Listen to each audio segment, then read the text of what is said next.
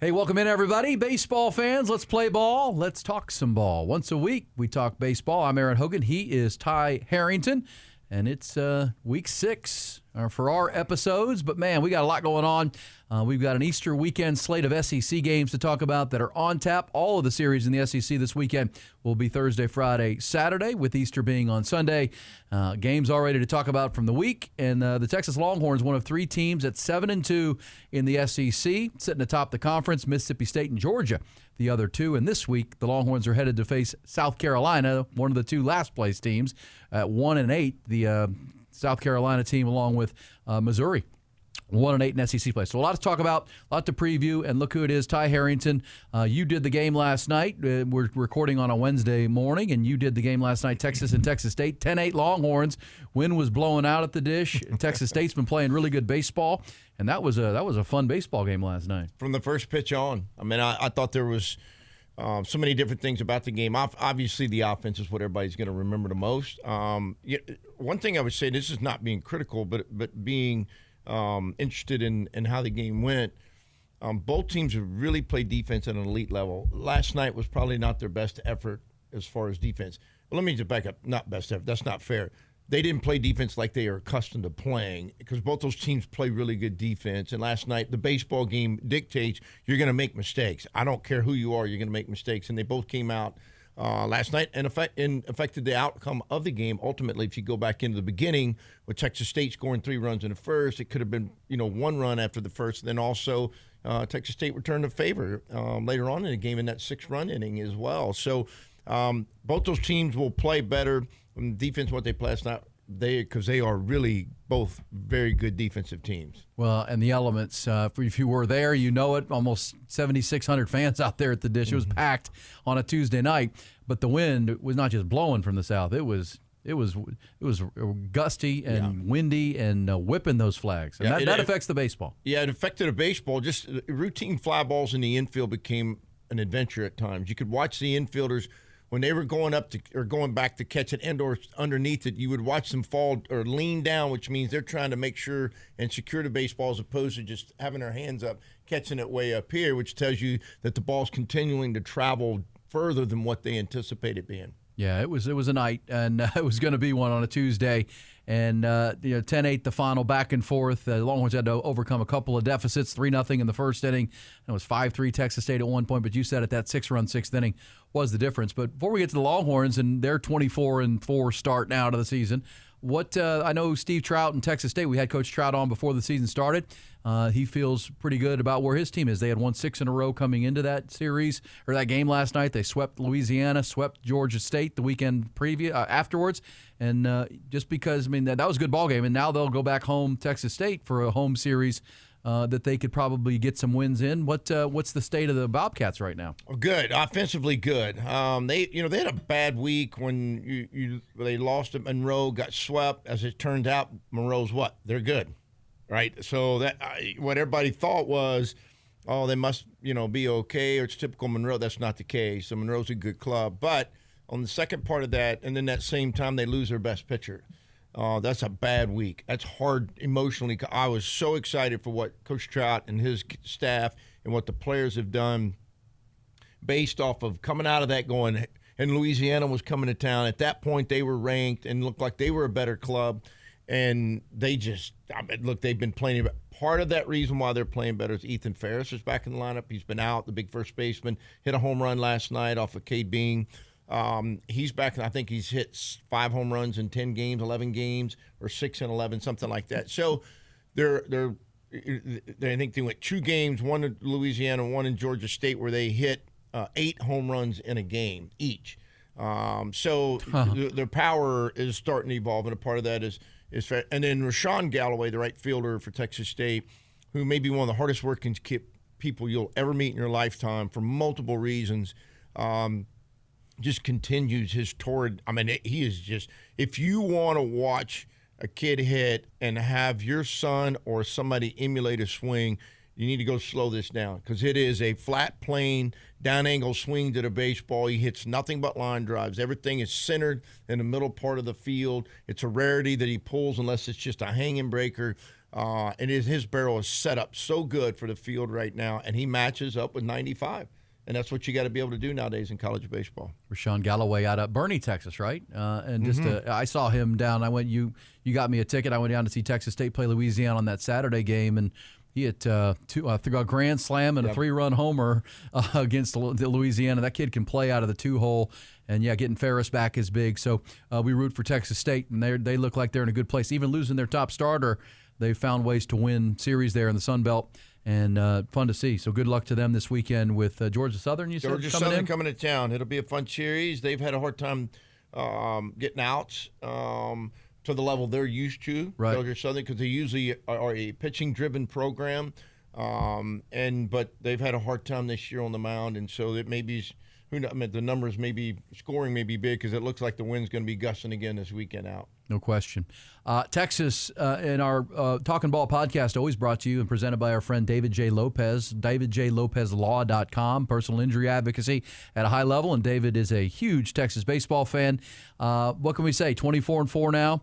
28 games in, number 2 in the polls, but now have moved up to the RPI number 1. According to the NCAA. Texas State, by the way, 22 in this week's RPI, cracking that top 20, or top 25, so good for them. That was a good ball game last night. And it would tell you how Jim Schlossnagle thought about the game last night, that in the final few innings, he decided to go to his high-leverage arms, the young freshmen, Brett Crosland and Sam Cozart, to get those final 6-8 outs of the ball game because he knows what kind of lineup Texas State has. So that's a compliment to go to those guys on a Tuesday coming into a short week to have to go to those leverage arms at the back end. Why not? Yeah.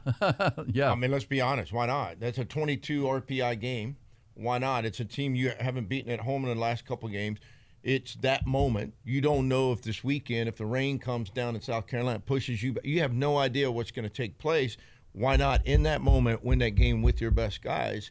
And it only made sense to me. I thought he was going to bring he'd bring Cozart in the 8th because during the game that night, I was like, you want to win, bring your best guys in. Get to Thursday when you get there. This game is as important right now from an RPI perspective as what you're going to bump into on Thursday against South Carolina. So I thought those 2 freshmen, there were so many freshmen running around that field last night.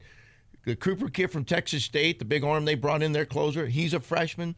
Nampkin was catching, was a freshman. Cozart, Crossland. I mean, they were just everywhere you pack. Anthony Pack's out there. There were just freshmen coming in left and right, and it made you excited about what's going on with the youth of it, but then also looking forward into the future, what that's going to look like. It was exciting because those are really, really good baseball players that were out there. Well, let me ask you while we're on it, and we are going to have a very special guest here joining us on Talkin Ball, and I'll let you give us a preview of that. Also, we'll preview Texas, South Carolina, and the SEC Easter weekend coming up here in April. Happy April to everybody.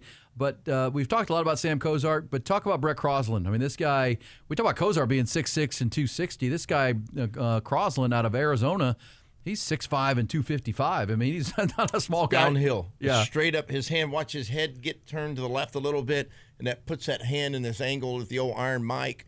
And for those older people that are watching, and it comes the pitching machine. It's like it comes straight downhill, and then he takes that breaker from the same angle. And if you watch the breaker on TV, it's not going like this, like a lot of slurs or sliders do. It's going straight down, which was the old school 12-6 breaker.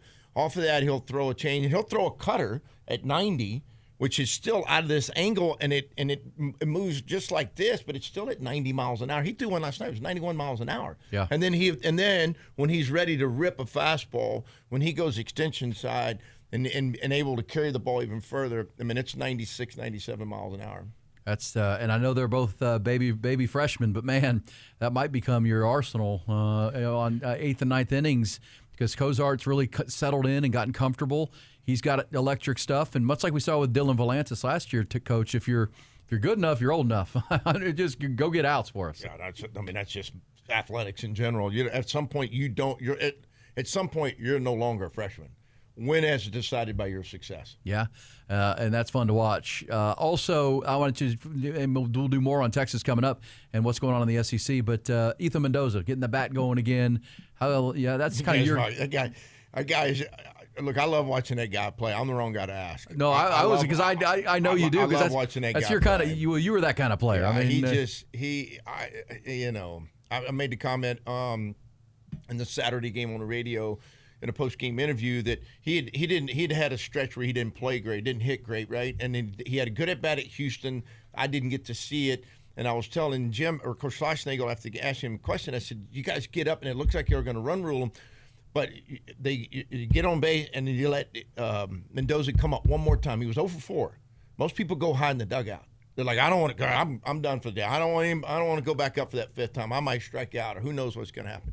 I guarantee you that guy had his spikes ready to go. I bet he had a bat in the hand with 4 hitters up going, just let me get the hell in. I'm going to go get a base hit. It's his attitude and his mindset every time he puts his spikes on and gets inside those white lines. He's great to have at the top of that order, and when he's going, they're really a good offensive ball club. Yep. And interesting, I saw reports that inside Texas, Evan Beath had a great story that Troy Tulowitzki with a little tip to move up in the batter's box, get ahead of that curve. Take the breakaway. No, take the tilt of the breakaway. You move up just ever so slightly, and but you got to, when you do that, you got to remember now your timing to get set up for a fastball has got to be a little bit different. So that's the trick, is getting set up earlier.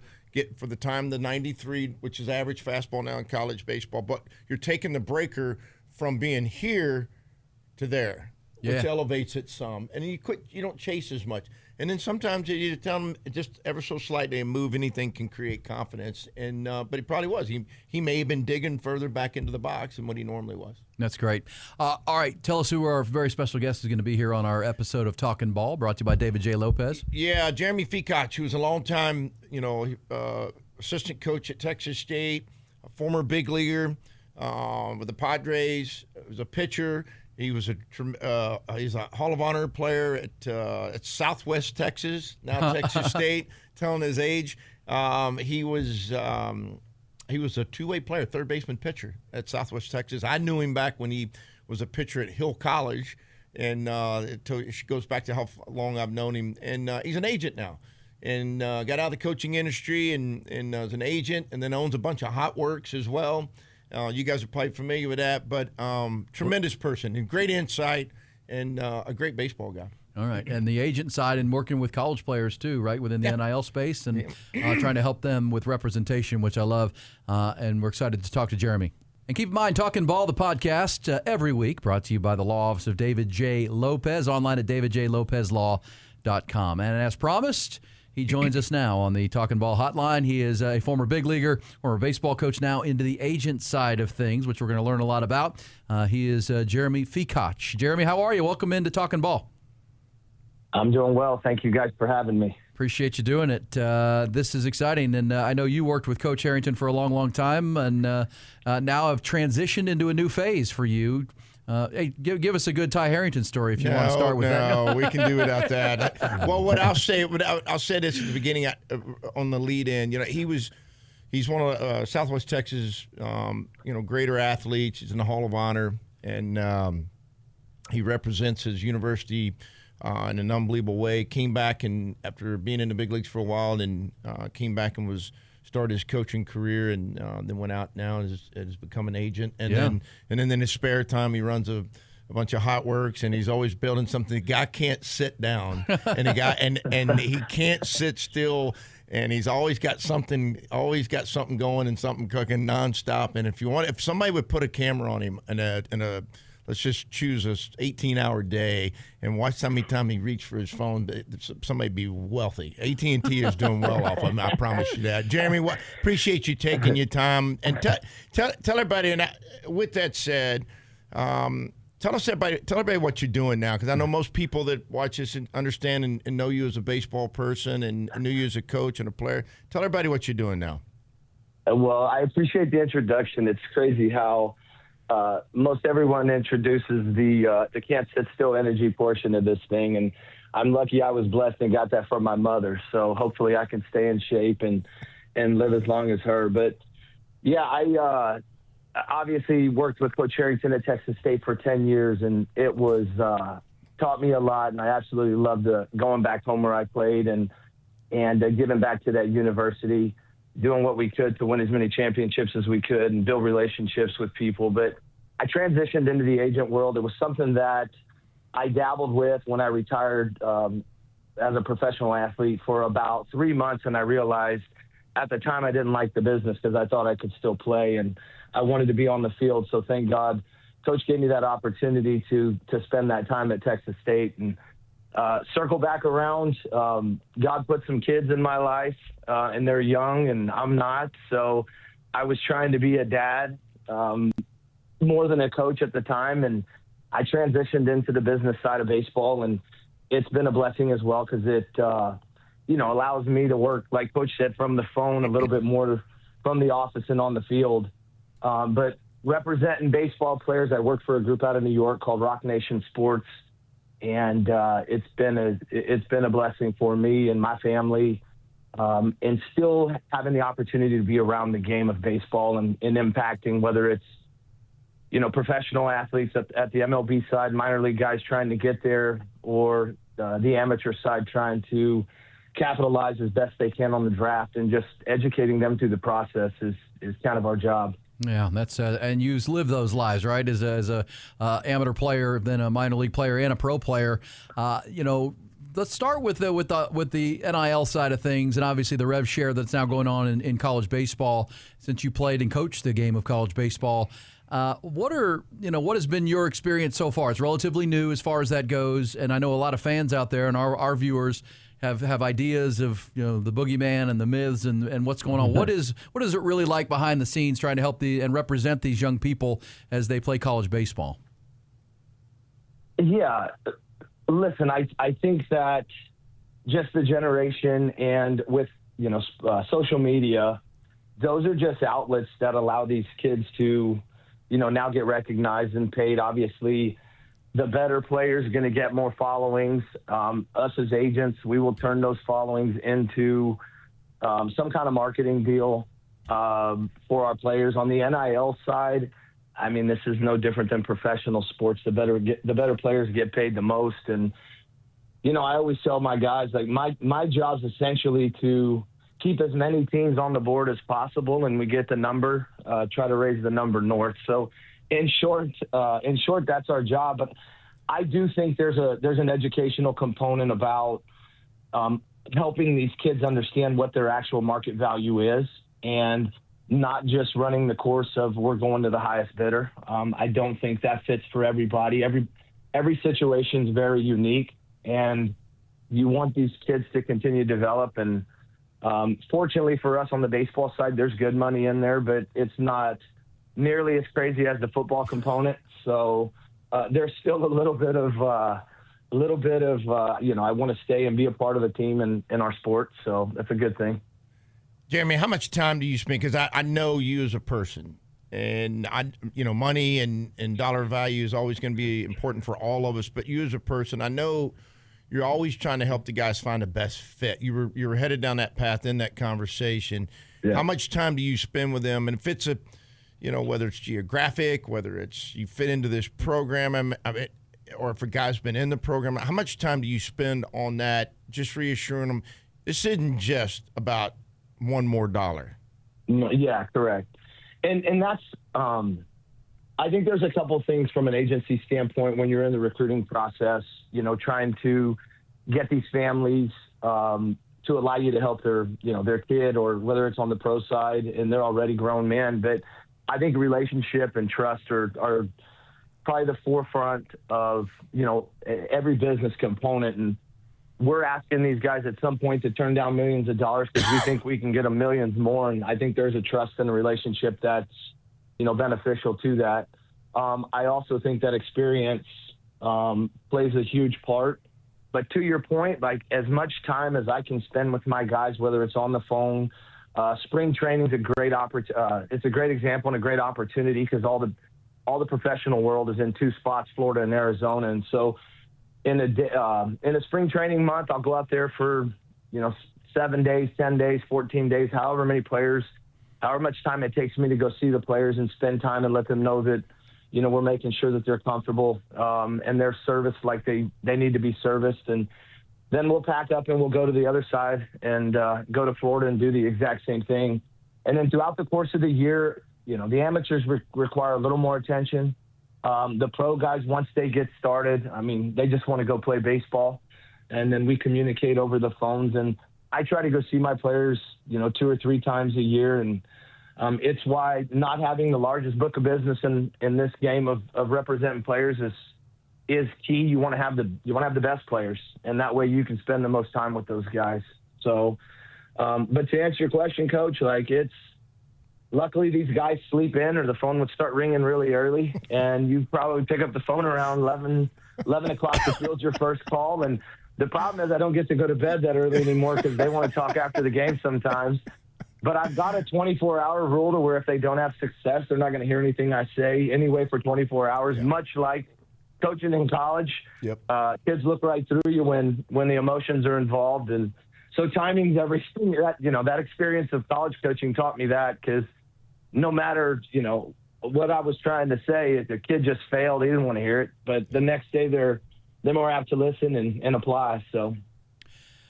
Jeremy Feacock is with us here on Talkin Ball. And Jeremy, just for our audience who are a lot of college baseball fans, where do you as an agent and where does Rock Nation see the game of college baseball? Obviously, there's a professional side at the minor league level and then off to the major leagues. But the game of college baseball, Ty and I have talked a lot about how it's never been stronger. Veteran players, but you're also getting guys like Anthony Pack at Texas, a freshman who decided, don't even draft me. I'm going to play college baseball for Coach Sloss at Texas. I'll get in the draft when I get a chance. I mean, how do you see that, and how do you advise the parents and the young people how to use college baseball to their advantage? Listen, I think every kid should go to college. We teach and educate our families first and foremost. I think that if you look at the percentage of draft, these teams, the industry of Major League Baseball, or the teams are starting to draft more college kids because they're more developed.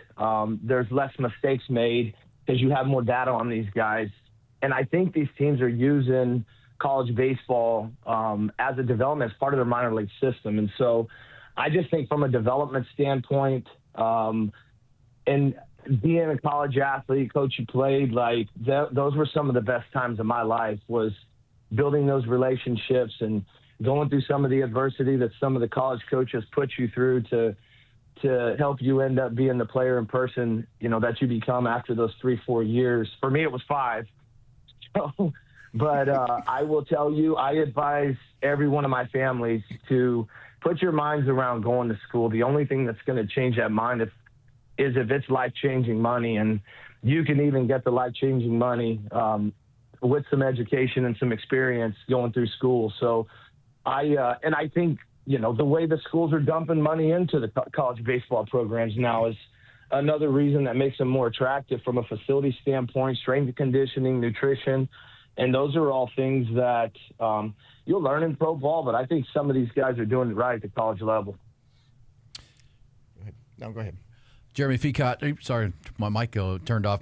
Jeremy Feacock's with us, and so what is just? You don't have to give us names or numbers, but what is your, how many pro players are you working with? How many minor league guys and how many college guys? Is there a percentage, or is that shifting? And how do you see the landscape of that right now?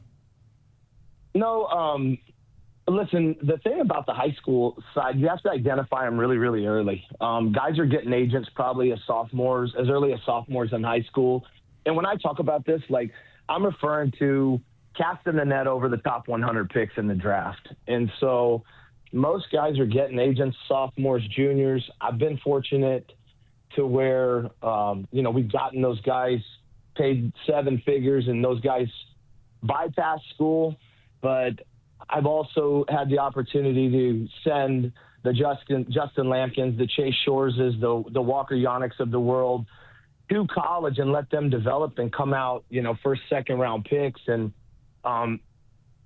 it's a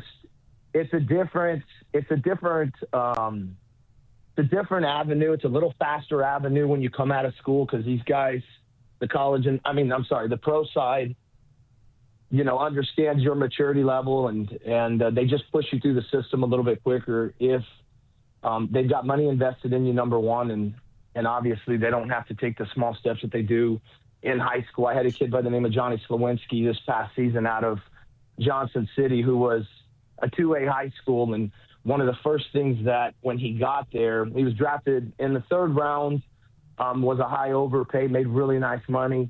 And the first thing they did was, we need you to build a body to become a starter, and we got to build an engine that can withstand the innings that professional baseball put on you. On the flip side, I got Chase Shores and Justin Lamkus. You never hear about, that component coming from a college to the pro side. These guys are physical, they're mature, and they push them and they get them out into the season and get competing. And so, there's an avenue for both of them. Jeremy, real quick, because I know you've got to go get your hair done and show something I don't have to worry about, by the way. But the beauty of this job, dealing with young kids, you got to look young, and all the dye products and the fancy stuff my wife puts in her hair, I participate, man. Full on Jerry Maguire. I love it. Yeah, that's right. So I know pro baseball, and let me back up. College baseball is better than it's ever been.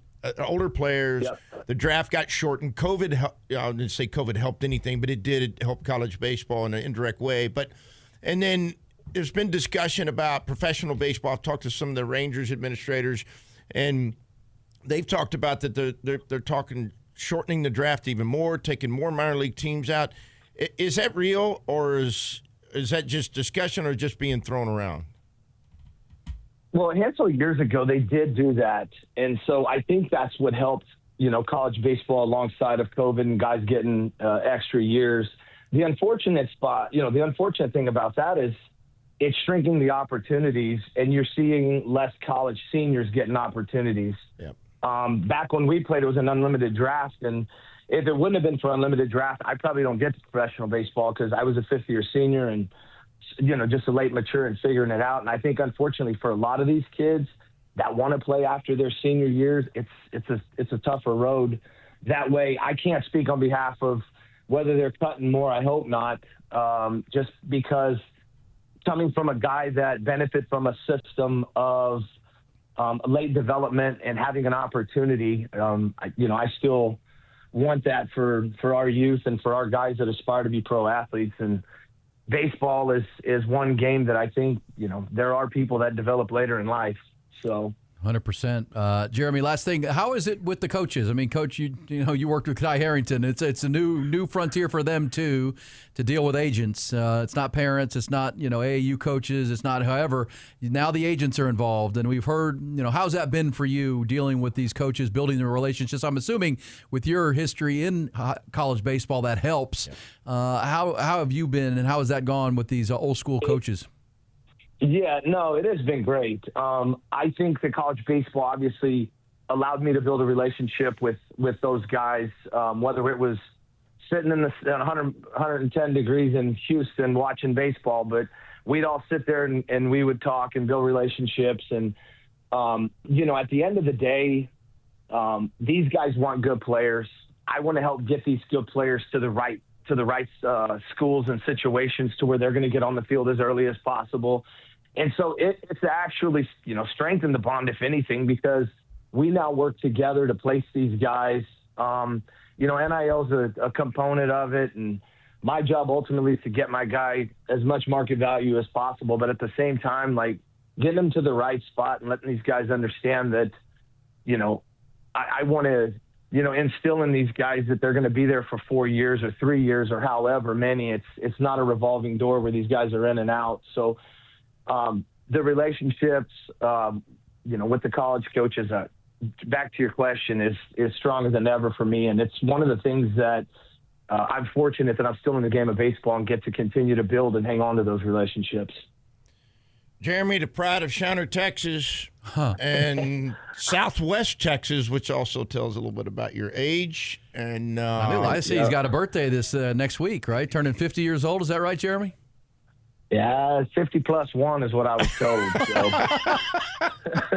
I love the math. I will tell you this, and for everybody watching and listening, he's truly one of Southwest Texas's treasures. He loves his university. He's done a lot for it. He's given back in a lot of different ways, and he's doing some great things. If I was had a son that was involved that I was curious as what pro baseball, pro sports was going to look like. I would trust him with my child, which our children are the most important things we have in our lives. Sure. And so as the game evolves, he does too, and certainly excited for what you've got going on in your life, and certainly I'm sure you watched the game last night, and every chance you get. What a game. Good game, man. So yeah, it is. Every time it is Tuesday. We would have liked to have won it as a Bobcat fan, but like good baseball, there's a lot to be said about that. And I thought those guys competed over the plate, and good Lord, the wind was blowing last night, huh? We got some power. I mean, it was a great game to watch. Balls were flying out of the park. Guys kept competing over the plate. It was nice. Yeah, great day to be the hitting coach, and yeah, right. You can go and hit your chest on that one, right, as it goes on. But hey, Jeremy, thank you so much for taking time out of your life. I know you're busy, and we appreciate the insight. Everybody does, and at some point in time, I'm sure he wouldn't mind having you come back on the radio. When it gets down to draft time or different things like that. Absolutely. Thank you guys, and happy Easter to y'all this weekend. No question. Same to you. Have a blessed Easter, and we appreciate you. And happy birthday next week, Jeremy Fikach. Oh, God. Talkin Ball, our weekly baseball conversation, is brought to you by the law office of David J. Lopez. David is a personal injury lawyer here in Central Texas, based in Austin, Texas. And he and his team always deliver for the community right here. David has always told me he didn't go to college, didn't go to law school, didn't spend all that money and time to chase ambulances. He wants to help. He wants to help people. He wants to help you in our community. Talk about people who have been hurt by the negligence of another in some type of accident, workplace, on the roadways, whatever it might be. You need an advocate, and David J. Lopez wants to be that. You're going to be working directly with David J. Lopez. He will be your attorney on the case. You won't be pushed off to anybody else because he's the attorney of the small firm. But you get that small firm feel delivering big results. I know you probably see personal injury lawyers all over the billboards and everywhere. David is the one you want. He's a Longhorn alum and a lifetime Longhorn. Customer care is at his core. You get that same level of legal fight from a larger firm that you'd want, but you get the white glove personal attention from him on your case. Been doing it almost a decade now. Insurance companies are going to have lawyers. You need to know this. If insurance is involved, they're going to have their lawyers, and your interests will not be what they're looking out for. I promise you. Don't go it alone. Get that free consultation. Always a no-win, no-pay policy. If you're not compensated, neither is David. It's the law office of David J. Lopez. Personal injury advocacy at a high level. Legal help the way it should be. 512-400-0601. That's 512-400-0601, or online at davidjlopezlaw.com. That's davidjlopezlaw.com. Thank you to Jeremy Fikach. Educational, learning about the new frontier of college baseball, pro baseball, how it all works. Agents working with kids as young as sophomores in high school. Coach, it's a new world order, but at the same time, the game's never been stronger. Major League Baseball's in a good place. Minor league systems are healthy, as we talked to our friends out with the Round Rock Express and other minor leagues. And obviously, as we've talked about a lot here on Talkin Ball, the product at the college level has never been stronger. Well, they don't pay money for something that's not. Yeah. Right? I mean, let's be honest. I mean, there's always been a value, and you've talked about it oftentimes. I heard you discussing on your radio shows in the mornings about the value of college athletics and what it really represents from a monetary perspective or a revenue perspective for individuals and people. And as this thing grows, NIL, or as college baseball continues to grow, I think personally it's undervalued right now, in my mind. I think at some point in time, the big networks and the big people are going to recognize just how important and how many people are watching college baseball and how many people are interested in college baseball. And at that point, I think there'll be an adjustment in the schedule, maybe timing with some other sports. I think you're going to see a bigger platform than what you're already seeing. And right now, I mean, I thought it was a great thing. I already knew college baseball had taken off, right? I watched the other day. I was able to flip on my streaming deal, and I was watching 5 games at one time, or 4 on my screen. I was like, we've arrived. Yeah. Once you get 4 games on one deal, you feel like your sport's arrived. And so the more important college baseball becomes, the bigger it becomes, the more people need guidance.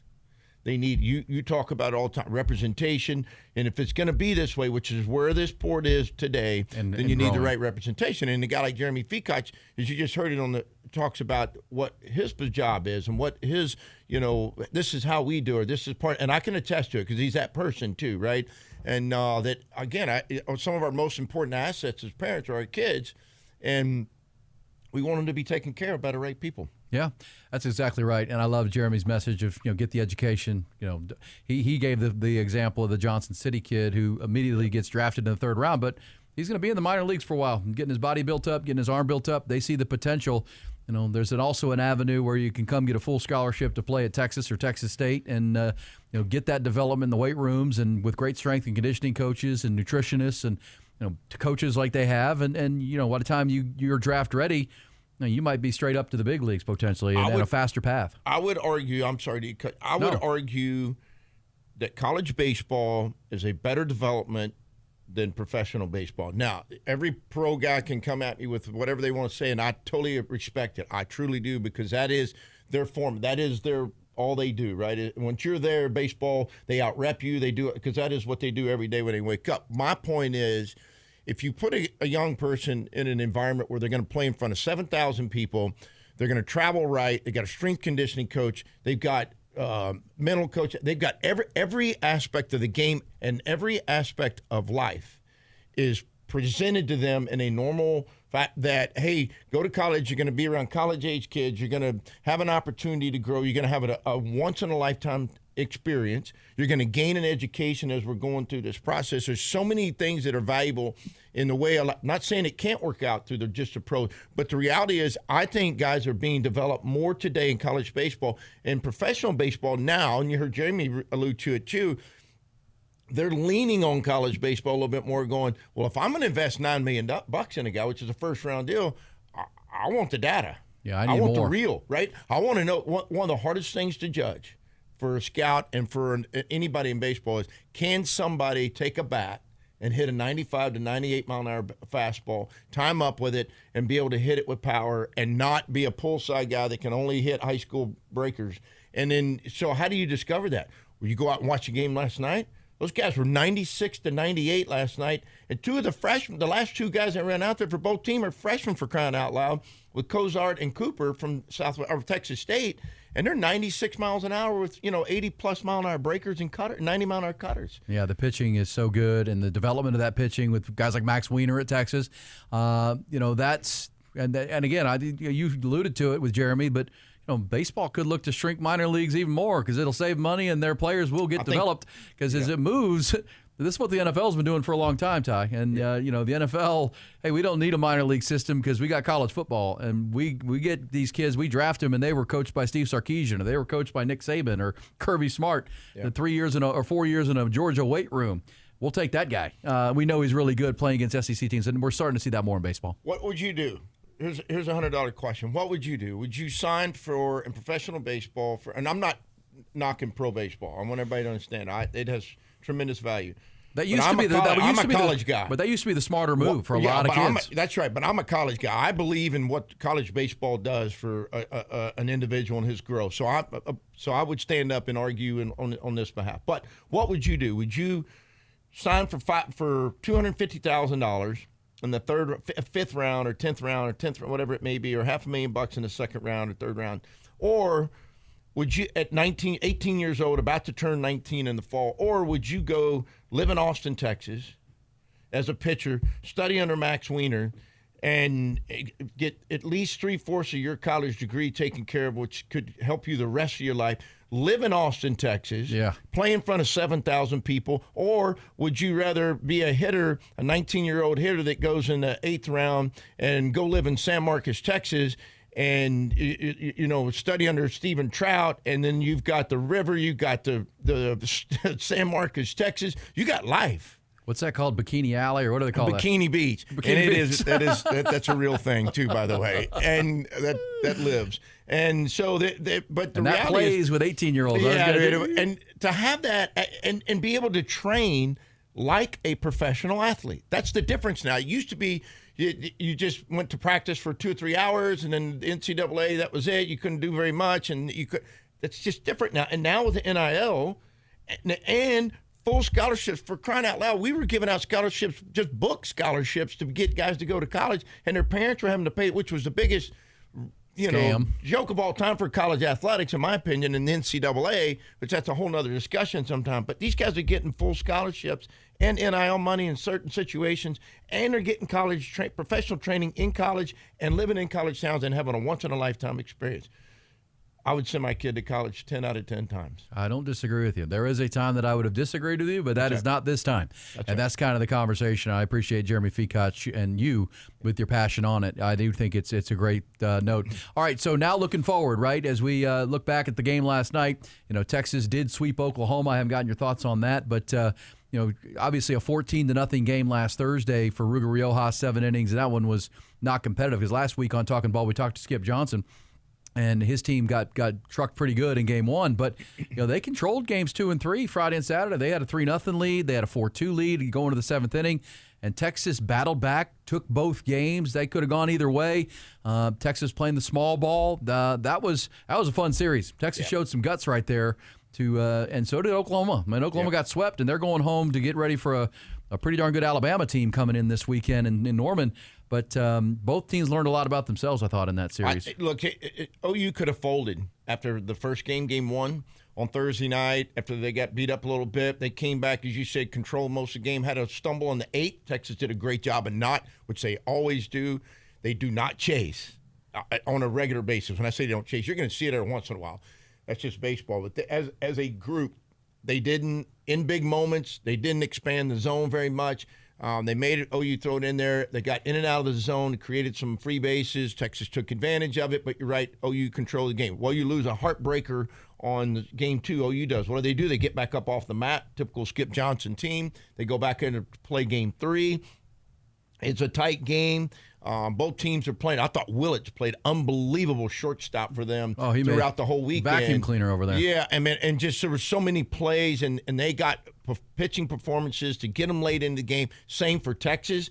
And to me, the ultimate difference was Texas is when Cozart went out there and closed it out. They in the big moments, their relief guys came, were able to get the outs when they had to have them. And ultimately, I thought Texas played a little bit better defense in the outfield than what OU did on the weekend. But what a great series. Shows you the paper thin difference between winning and losing in the SEC. And you just don't get swept that much. But 7 teams got swept last weekend? Yeah. Is that right? I think that's was correct. right. That's correct. And that's just insane to me. And probably half those games and those could have gone different ways. Yeah, and that's for Texas to get all 3, and both on Friday and Saturday in extra frames, 10th inning, come from behind in both games. So a lot of guts there. But that also can be that home field part, right? When you're pitching high leverage innings at home, it's easier than on the road. Texas found that out a little bit when they had to go to Auburn. And now Texas will go to South Carolina this weekend. Before we get into this schedule, there's a couple of heavyweight series this weekend. Texas going to play last place South Carolina. You got to take it seriously. But before we get into those, let me ask you about Adrian Rodriguez, who's going to be down for a couple weeks.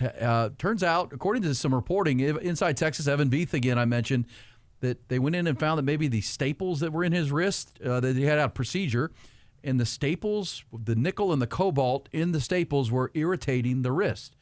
And they just said, well, let's take the staples out. Now he's healed, and maybe that will bring the inflammation down, bring that irritation down, and maybe there's a chance Adrian Rodriguez gets back pretty quick. That's probably better news than could have been when you start digging around in that wrist. Yeah, I don't know the exact issues on, but what you're saying is what we've all been told. It'll be on how he recovers. But let me say this. This is a personal view. People have a different view, and that's fine. He may be one of the toughest kids I know. I watch, you watch, everybody watch when he would swing and miss, the pain he was going through. Yeah, drop the bat. You could not get him out of the lineup. He would, I bet every game and watch, you could watch the coaches. Every time he's swinging, he would start to win. So you could see them go, do I go say, how do I help, right?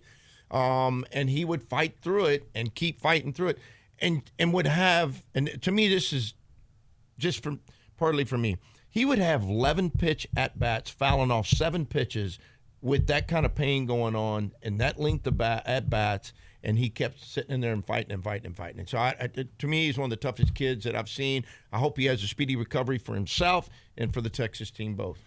Yeah, the win last night, 10-8, and as you heard from Jeremy Feacock and you, good night for the hitting coach. Borba hit another home run; he's got 10. Aiden Robbins hit another home run. Ethan Mendoza went yards. And Texas State was right there with him. That was a great ball game. So Texas at South Carolina, just thumbnailed. They fired Palmineri. They've played a little bit better at South Carolina since, but still 1-8 in the SEC. It's not a great run right now for them. They're tied with Missouri at 1-8, but they are at home. Easter weekend. Sometimes a new coach can jumpstart some things, but there's a basic talent gap there, it feels like. Yeah, but there's that danger of going to a natural surface and playing on grass and dirt. Texas plays most of their games on turf, even on the road at Texas We were talking about that on the morning show. How do you prep for that? Can they? When you used to go over to Burger Center when you were playing? Go to Burger Center. Coach Gus would haul us over in a yellow school bus, and we would go over there and practice on the dirt. Man, it was rough. It looked like Doran off of big major league because they didn't drag the field. There was no water. Balls were bouncing all over you. Like concrete. We were like, Coach, we're good. We're going to play great. Like, can we get back on the bus? And going to that. But South Carolina, their field's so nice. It's the difference is top spin balls. When you swing over the top of a breaker and you create top spin, if it goes straight down in front of home plate on turf, it comes out, with some acceleration. You go straight down into clay, it really comes out with acceleration and creates another hop in front of the defenders that if they're not used to, becomes an in-between hop as opposed to a short hop. So there is an adjustment in coming to get the baseball and then also having to reach a little bit further in front of you at times to make sure you got the short hop, not the in-between hop. Probably best that they've got this series ahead of the A&M series next week. Yeah, no, at it's College great. Station, same thing. Perfect timing, actually. It's a great point. Yeah, so that'll be next week's Talkin Ball podcast. Obviously, we'll preview that series. But the biggest series of the weekend, without a doubt, Texas, if you look at the standings in the SEC right now, Texas is 7-2. Mississippi State and Georgia are 7-2, and they're going to play this weekend. Georgia goes to Mississippi State. The Bulldogs, so nice-looking team. They're sitting 4 straight wins. Mississippi State's won 9 straight ball games. That's three teams tied for first. 2 of them are playing this weekend at Starkville. Most teams have a weakness or a point that you can look at. Every coach knows its team's warts. It's to what level or how big the wart is. And can you expose them? Yep. Yep. And Mississippi State is they're very similar to Texas. They play there's not a piece of their game that you go, well, they don't pitch good. Well, they don't have any power. No, they don't run as good. That's not the case. They had all facets of the game. They're qualified and good. So that is going to be a fun series. Yeah, Georgia's 23-6 overall. Mississippi State's 24-4, and one of those losses was the number 1 UCLA in a great game that you saw in Arlington this year. So that'll be fun. If you're streaming Texas, you hope they handle their business Thursday, Friday, Saturday, and Mississippi State and Georgia will be one to watch. Also, Oklahoma, we just talked about, got swept. They're going to get Alabama coming in on a 7-game win streak. Yep. Bama's playing pretty good. Good baseball. Ole Miss and Florida, real good series this weekend. And the Aggies, they're on a 5-game winning streak. They went to Missouri and got a series sweep, and they're coming home for Vanderbilt. And Vandy's playing better. Yeah. I thought Vanderbilt was just, for SEC standards and for their standards at the beginning of the year, I thought they were just pretty good, but was going to get better because they had a lot of freshmen they were playing. They've accelerated that. Yeah, Arkansas plays at Auburn. Real fun series there. Texas has been to that Auburn Park. That's a lot of fun, or a lot of a challenge. But go ahead. Those two teams are two teams that aren't playing very good. Auburn got beat again last night. Arkansas has lost 4 in a row. So has Auburn. So there's going to be some tire burning this weekend in Auburn trying to figure out who and trying to survive this gauntlet of teams in games. Texas and South Carolina. Texas, with the two teams you're tied with going head-to-head in Starkville for 3 games. Texas could, if they handle their business in Columbia, come out as sole possession of first place in the SEC after the first month. We'll see. Could. I know you're going to. I'm an old coach, man. It could and is and does and did or two. You'll let me say that. Not till done. And so, but I think it'll be a fun series for everybody to watch. What the exciting thing is that, to me, and I've said this too many times, it's boring people, but every week we say there's another series or and then you read through it and you go, well, what about this? And then you keep reading, you go, well, this series, and then it's the SEC and it's fun. Also, as we said off the top of Talkin Ball, it's Texas State hosting Georgia Southern this weekend. So if you're in Austin and jonesing for the Longhorns because they're down in Columbia, and you'll be streaming them. You'll be listening and watching the Texas State Bobcats are getting down there to San Marcos. Are you doing those games? Well, I am, and look, I got to be honest here. If I'm, I don't know, 19 to 25 years, I don't know what that age gap really needs to be. Everybody's different. But if I got an opportunity to go to San Marcos and float the river and go to a baseball game and then go down to the square and hang out and then spend the night in San Marcos, that sounds like a pretty good day. Or it sounds like a pretty good day and night when you get right down to it. What's that Bikini Beach you talked about? That sounds pretty good. The river's right there. That town is so cool and so fun. And which, by the way, they hired a new basketball coach. Oh, nice. Last night, yeah, they did. A women's basketball coach. Very good. Yeah, so Don Coryell, and they're way off to the Pac-12. Yeah, the dynamic duo, Don Coryell and Kelly Danfouse, the president, have really got that place, flying high and moving forward. Well, that's we talk about Texas State. They just played Texas last night. Longhorns broke that loss streak in Austin. Had been such a weird series the last 9-10 games. Texas would win in San Marcos. Texas State would come back and win here. That broke last night with Texas getting the 10-8 win. All right, that's another edition of Talkin Ball, the weekly Talkin Ball podcast. We talk baseball, college, SEC, the Longhorns, Texas State, or Aggies as well. Anything going on in college baseball we're talking about. Thank you to Jeremy Feacock. That was a lot of fun. Thank you to Luke, our producer. Thank you to Ty. Harrington, of course, he will be on the calls this weekend in San Marcos for that series with Georgia Southern. And I'll be on every single morning on 102.7 ESPN, 6 in the morning until 11 o'clock. I'll say this last time, and I'll ask it again when we meet in the Hay City store. I keep asking you. You name it. Okay. You name it. You name it. I'll be there. We'll be watching ball and talking ball. We're on our way. We'll be talking ball at Hay City Store. All brought to you by the law office of David J. Lopez. Put it into your contacts, davidjlopezlaw.com.